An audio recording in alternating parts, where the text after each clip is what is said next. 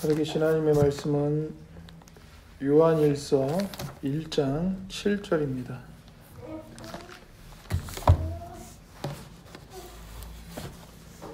요한일서 1장 7절 말씀입니다. 그가 빛 가운데 계신 것 같이 우리도 빛 가운데 행하면 우리가 서로 사귐이 있고 그 아들 예수의 피가 우리를 모든 죄에서 깨끗하게 하실 것이요. 아멘. 하이델베르크 교리문답 제72문부터 74문까지 주보에 있는 교리문답 읽도록 하겠습니다. 제72문, 물에 의한 외적인 씻음 자체가 죄를 씻어줍니까? 아닙니다. 오직 예수 그리스도의 피와 성령만이 우리를 모든 죄에서 정결하게 합니다.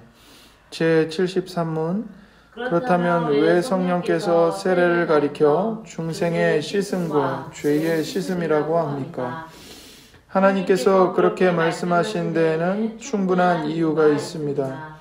하나님께서는 물로 우리 몸의 때를 씻듯이 그리스도의 피와 영으로 우리가 죄가 씻김을 받는다는 사실을 우리에게 가르치려고 하십니다. 무엇보다도 세례로 거룩한 보증과 표지로 삼으셔서 우리가 외부적으로 물로 씻어 깨끗하게 되듯이 영적으로 우리의 죄가 참으로 씻김을 받는다는 것을 확증해 주십니다. 제73문, 유아들도 세례를 받아야만 합니까? 그렇습니다. 어른들만 아니라 어린아이들도 하나님의 언약과 그의 백성에 속해 있기 때문입니다. 어린아이들도 어른들 못지않게 그리스도의 피와 신앙을 생성시키는 성령을 통해서 죄 용서함을 받도록 약속받았습니다. 그러므로 어린이들도 언약의 표지인 세례를 받아 그리스도의 교회의 지체가 되게 하고 불신자들의 자녀들과 구별되어야 합니다.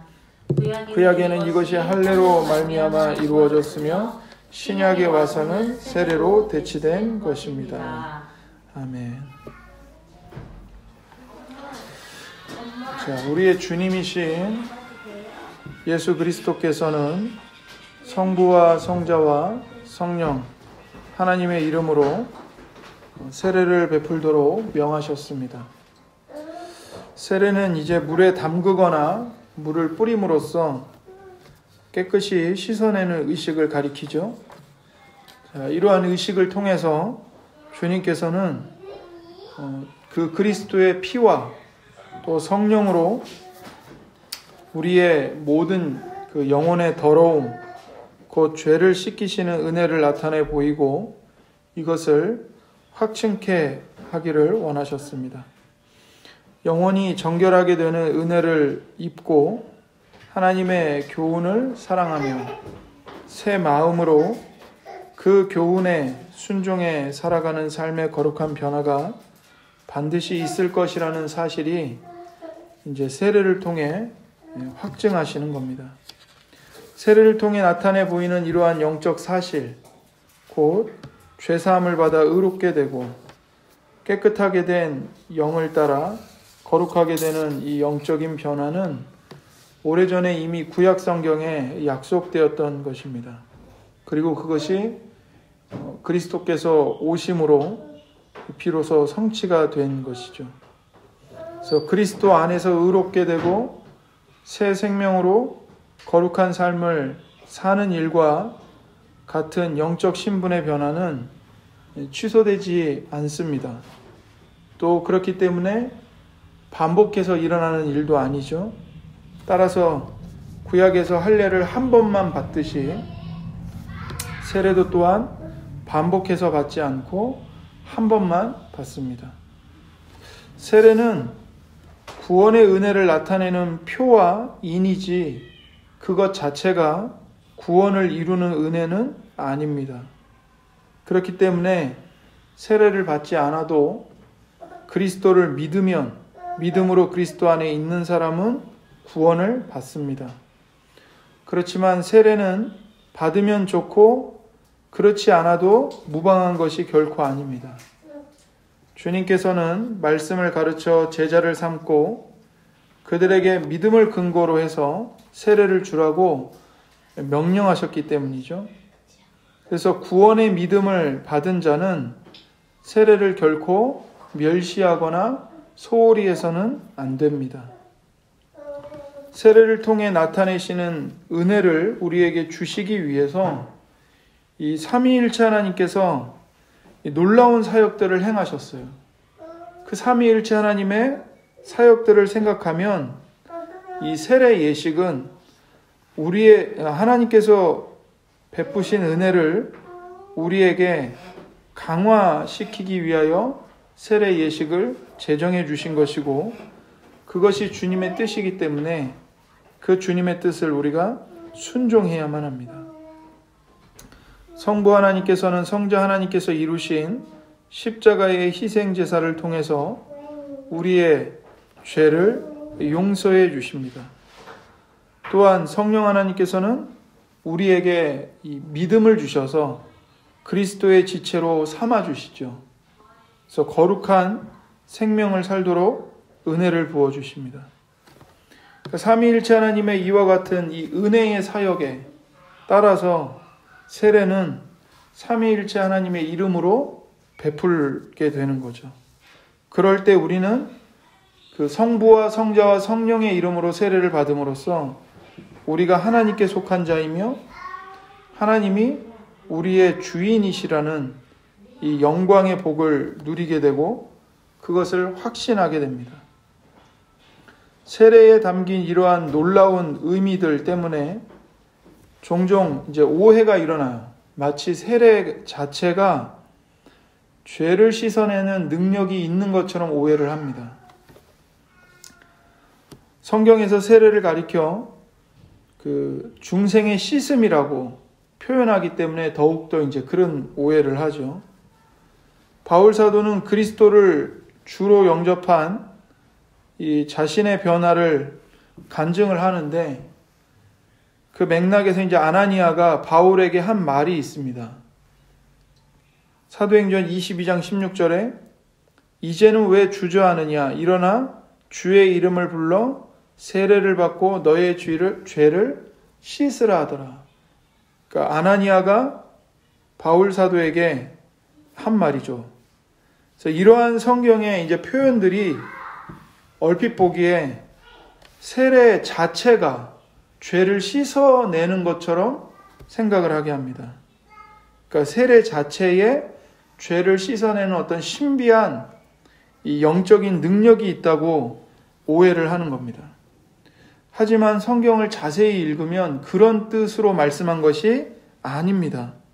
오히려 이런 오해는 어디서 나오는 거냐면, 이 대체로 이제 세례에 어떤 주술적인 능력이 있는 것처럼 생각하는 이 미신적인 습성 때문에 나오는 거죠.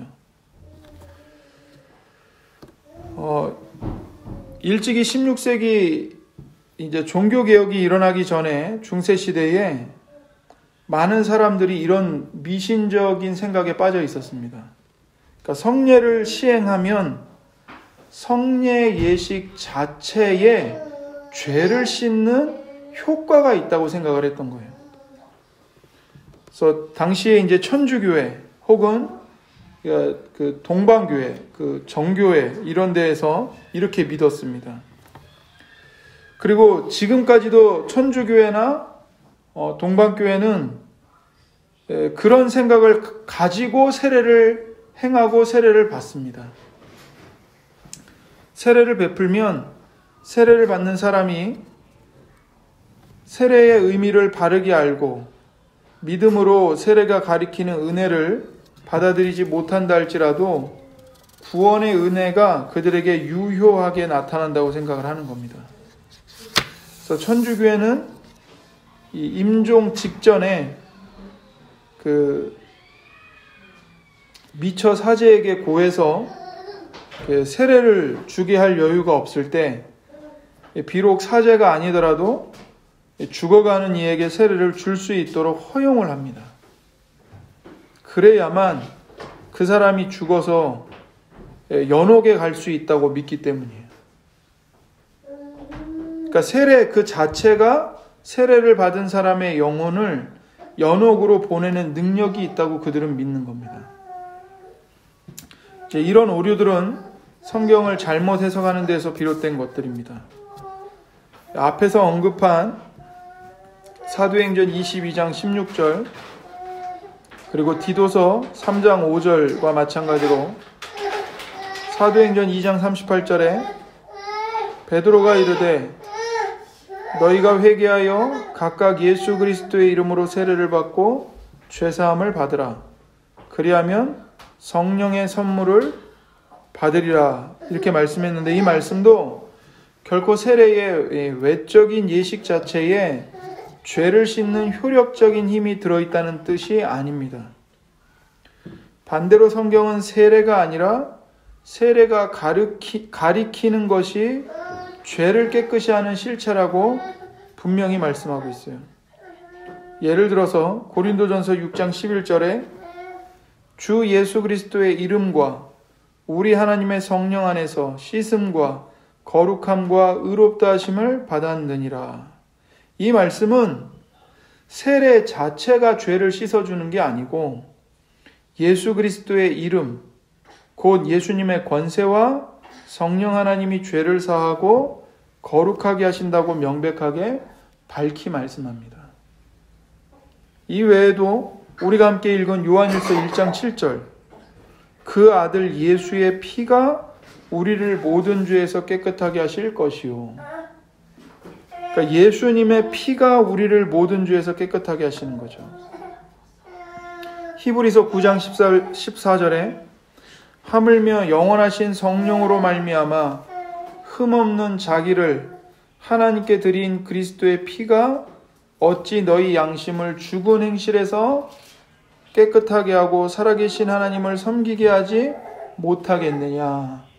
이 말씀도 그리스도의 피가 우리 양심을 깨끗하게 한다 이렇게 말씀하고 있습니다. 그러니까 이런 말씀들을 살펴보면 세례 예식 자체에 죄를 씻는 어떤 효력이 있는 게 아닙니다. 그런 것들은 이제 미신적인 생각들인 거죠. 물론 세례 예식이 그 자체로 죄를 깨끗이 하지 못한다고 하더라도 세례를 과소평가하거나 소홀히 해서는 안 됩니다. 앞에서도 말씀을 드렸듯이 세례는 그리스도인을 세상 사람들과 구분해주는 표지일 뿐만 아니라 하나님께서 그리스도 안에서 베푸시는 모든 은혜가 참되다는 것을 말해주는 표예요. 또한 이것을 확증해주는 인입니다. 그러니 세례는 중요한 거예요. 그러나 세례의식 자체에 죄를 씻기는 효력이 있는 게 아니고 예수님의 피에 효력이 있는 거죠. 그리고 그 예수님을 믿는 믿음으로만, 오직 믿음으로만 그 죄 사하는 죄 사함을 받을 수가 있는 것입니다.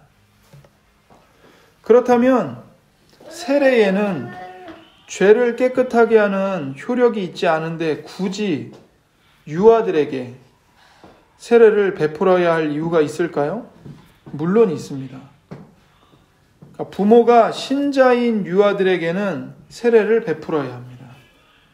그러니까 아버지가 신자든 어머니가 신자든 둘 중에 한 사람만 신자여도 유아 세례를 베풉니다. 오늘날 이제 유아 세례를 반대하는 이들이 많이 있어요. 그래서 이 질문에 대한 답을 바르게 이해하는 게 이제 중요합니다. 먼저 세례를 받기에 합당하지 않은 사람들이 어떤 사람들인가를 먼저 알 필요가 있습니다. 세례를 받기에 합당하지 않은 사람들은 어떤 사람들입니까? 복음의 도리를 믿지 않는 사람들, 그리고 교회의 이 말씀의 지도에 불순종하는 사람들, 그리고 그리스도의 제자가 아닌 사람들이죠. 그러니까 예수님을 안 믿어요. 하나님의 언약을 중요하게 여기지도 않아요. 그리고 교회에 소속되어 있지도 않아요. 이런 사람은 세례를 받기에 합당치 않은 사람이죠. 그렇다면 신자들의 자녀인 유아들은 과연 세례를 받기에 합당할까요? 합당하다고 여길 수 있습니다. 왜냐하면 하나님의 언약 안에서 출생한 자들이기 때문입니다. 그리고 부모가 믿는 자이고 교회에 속한 자이기 때문에 그 자녀들도 교회에 속한 자들로 인정할 수 있습니다. 하나님께서 이 아브라함과 언약을 맺으시고 선포할 때 이렇게 말씀하셨어요. 이 창세기 17장 7절에 내가 내 언약을 너와 너 및 내 대대 후손 사이에 세워서 영원한 언약을 삼고 너와 내 후손의 하나님이 되리라 이렇게 말씀하셨습니다. 그러니까 하나님이 아브라함과 언약을 세우시는데 아브라함하고만 이 언약을 세우시는 게 아니라 너와 너 및 너의 대대 후손 사이에 내 언약을 세운다 이렇게 말씀하신 거예요. 그래서 아브라함의 후손들 가운데 남자들은 다 언약의 표징인 할례를 받도록 명하셨습니다. 그래서 창세기 17장 10절에 너희 중 남자는 다 할례를 받으라. 이것이 나와 너희와 너희 후손 사이에 지킬 내 언약이니라. 이렇게 말씀하셨습니다.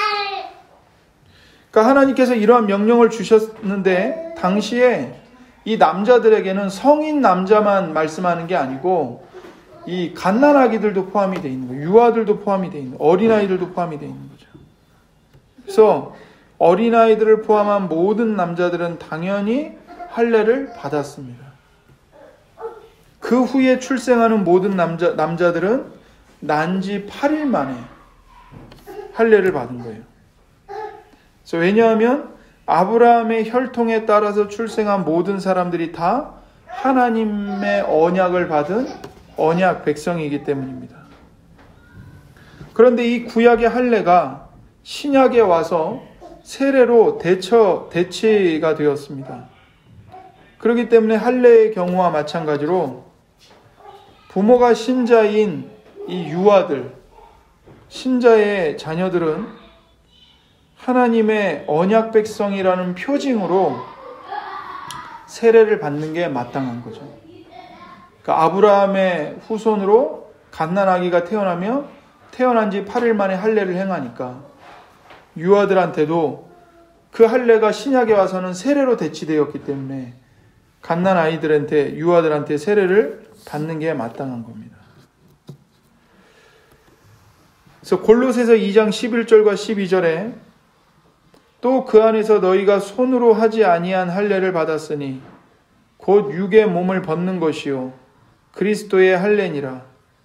너희가 세례로 그리스도와 함께 장사되고 또 죽은 자들 가운데서 그를 일으키신 하나님의 역사를 믿음으로 말미암아 그 안에서 함께 일으키심을 받았느니라. 이렇게 말씀합니다.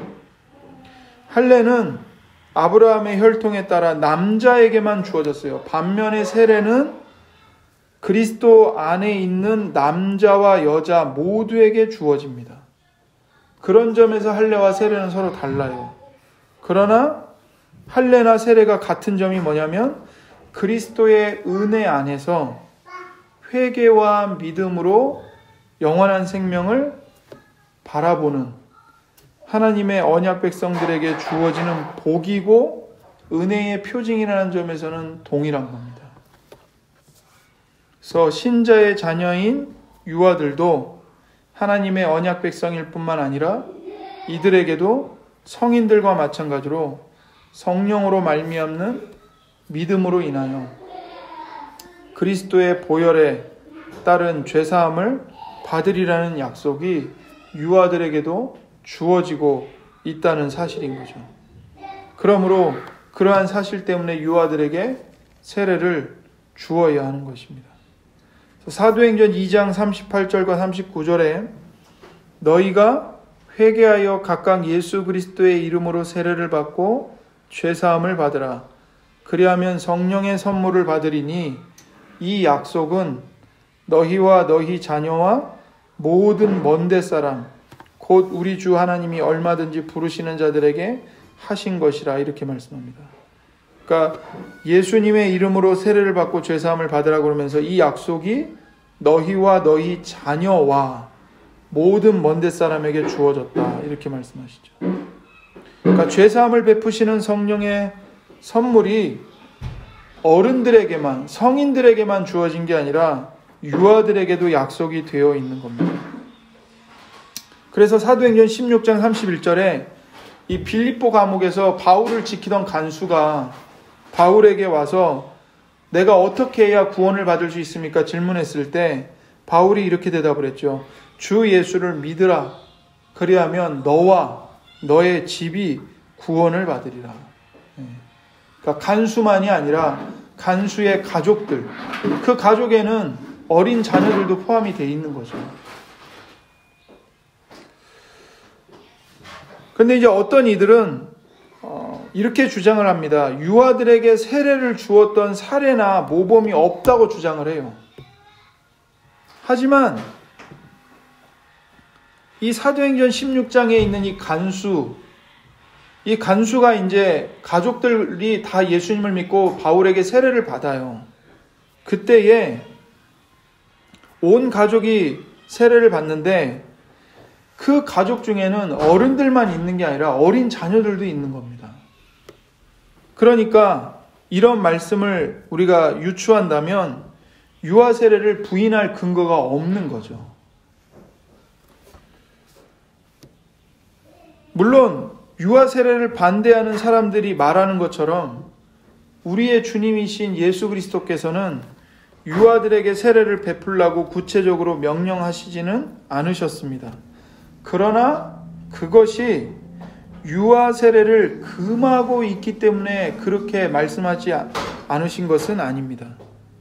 마태복음 28장 19절에 너희는 가서 모든 민족을 제자로 삼아 아버지와 아들과 성령의 이름으로 세례를 베풀라는 명령을 주실 때 그 명령은 일반적이고 포괄적인 명령을 주신 거예요. 그러니까 주님의 명령을 따라 복음을 전하는 사도들이 복음을 듣고 믿는 자에게 그리고 그의 집에 속한 모든 자들에게 세례를 주었다는 사실을 우리는 기억해야 됩니다. 유아 세례와 관련해서 주님께서 구체적으로 명하신 일은 없다고 하더라도 그것을 금하셨기 때문에 그런 것이 아니라는 것을 분명하게 보여주는 거죠. 빌립보 감옥의 간수가 사도들을 자기 집으로 데려다가 그들의 복음을 온 집안으로 하여금 듣게 하고 세례를 받게 한 후에 이들에게 음식을 차려주고 온 집안이 하나님을 믿음으로 크게 기뻐했습니다. 어떤 이들은 말하기를 유아들은 하나님의 말씀을 듣고 깨달을 능력이 없기 때문에 하나님을 믿고 크게 기뻐한 자들 가운데 유아들이 포함될 수 없다고 말을 해요. 하지만 그렇다고 해도 유아는 제외한 채 오직 성인들만 세례를 받았다고 생각할 근거는 없습니다. 그 고넬료의 집에 베드로가 가서 복음을 전하고 그 고넬료 가정에 모인 사람들도 다 예수님을 믿고 세례를 받았죠. 그 사이에도 유아들이 전혀 없다고 추측할 근거는 없습니다. 사람들이 이렇게 오해하는 이유는 세례는 믿음을 전제로 해서 주어져야 한다는 주장 때문인데 그 주장을 오해하고 있기 때문에 그렇습니다. 이 말은 참된 믿음을 가진 자라야 세례를 받을 수 있다는 말이 아닙니다. 왜냐하면 그렇다면 성인들 가운데도 참된 믿음이 있는 자를 분별해서 세례를 줄 수가 없기 때문에 그래요. 우리는 누가 참된 믿음을 가졌고 누가 참된 믿음을 갖지 않았는지 분별할 수 없습니다. 그러나 그 사람이 예수님을 믿는다고 고백하고 교회가 가르치는 말씀에 순종하려고 하고 교회에 소속돼 있고 이러면 세례 받는 것을 금할 수가 없는 거예요. 만약 참된 믿음을 가진 사람에게만 세례를 베풀겠다 이러면 우리는 누가 참된 믿음을 가진 사람인지 알 수가 없기 때문에 결국에는 아무에게도 세례를 줄 수가 없습니다. 참된 믿음을 가졌는지를 분별하는 것은 매우 오랜 시간이 걸리는 일이에요. 더욱이 다른 사람의 신앙의 진실성을 확정하는 것은 이 사람에게 속한 일이 아닙니다. 그렇다면 믿음을 전제로 세례를 주어야 한다는 말은 이 사람의 믿음이 진짜인가 가짜인가를 확인하고 줘야 된다는 게 아니고 믿음을 고백하는 사람에게 세례를 주어야 한다는 말인 겁니다. 그런데 믿음을 고백하는 자에게만 세례를 베풀어야 한다는 주장이 뜻하는 바를 우리가 잘 이해를 해야 돼요. 그것은 믿음을 고백할 능력이 있는 일정 나이 이상의 사람이 믿음을 고백하지 않거나 부인할 경우 그들에게는 세례를 베풀지 말아야 합니다. 그것을 말하기 위해서 믿음을 고백해야 세례를 베풀 수 있다라고 말을 하는 거죠. 그런데 믿음을 고백할 능력이 갖추어지지 않은 유아들이 있어요. 근데 그 유아들의 경우에는 이들이 믿음의 가정에서 태어났기 때문에 교회에 속한 자가 되었다는 사실, 그리고 성인들의 경우 믿음을 고백하는 것과 같은 의미를 갖는 것으로 보는 겁니다. 왜냐하면 성인들은 믿음을 고백함으로 비로소 교회에 들어오기 때문이죠. 그렇기 때문에 마치 신앙 고백을 한 성인의 믿음이 성장하듯이 유아들은 비록 스스로 믿음을 고백하지는 못하지만 그 유아들이 교회 안에서 그리고 믿음을 가진 부모의 신앙교육 아래서 장성해서 스스로 본인이 믿음을 부인하지 않는 한 유아들도 이 신자인 부모를 따라 믿음의 경향을 가지고 성장할 것을 기대하기 때문에 유아 세례를 주는 것이고, 이 아이에게 하나님이 주신 언약이 효력을 발휘해서 이 아이를 구원해 주실 것을 기대하기 때문에, 하나님의 약속을 믿기 때문에 세례를 베푸는 것입니다. 그래서 이런 이유로 교회는 구약시대의 모든 신자의 유아들에게 할례를 시행했던 것처럼 신약시대에는 모든 신자의 유아들에게 세례를 베풀어야 하는 것입니다. 기도하겠습니다. 하나님 아버지, 오늘 교리문답을 통해서 세례에 대해서, 또 유아 세례에 대해서 우리에게 진리를 가르쳐 주셔서 감사합니다. 하나님, 우리가 받은 하나님의 은혜로 받은 이 세례의 은혜를, 이 의미를 깊이 묵상하게 하시고, 또 우리 교회 안에 유아 세례를 받는 이 복된 일들이 계속 일어날 수 있도록 은혜를 베풀어 주옵소서. 감사드리며 우리 구주 예수님의 이름으로 기도드립니다.